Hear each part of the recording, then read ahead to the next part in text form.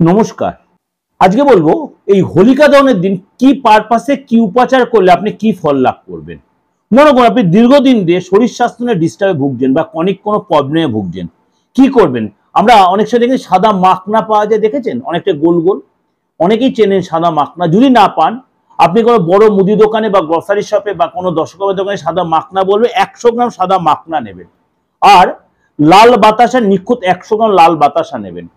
এই যে হোলিকা দহনের সময় আমি যে টাইমটা বলে দিলাম আগের প্রোগ্রামে, সেই সময় যার এই প্রবলেম চলছে, কনিক রোগে ভুগছে, আপনি হন বা আপনার ফ্যামিলি, তার মাথার উপরে 7 পাক ঘুরিয়ে নিয়ে ওই হোলিকা দহনের মধ্যে নিক্ষেপ করুন, তার নামটা বলে।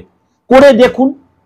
আমি একটা কথা বলছি, বিশ্বাসে মিলাই বসু তর্কে হতো। আপনি ডাক্তার দেখাবেন, ওষুধ খাবেন, সব করবেন, তারপরে এই টোটকাটা করে দেখুন। দারুণ ফলপ্রদ এই উপাচারটা। কেন হোলিকা দহনে এমন কিছু উপাচার করা যায় যেগুলো আগের দিনে বলেছেন, দারুণ ফল পাওয়া যায়।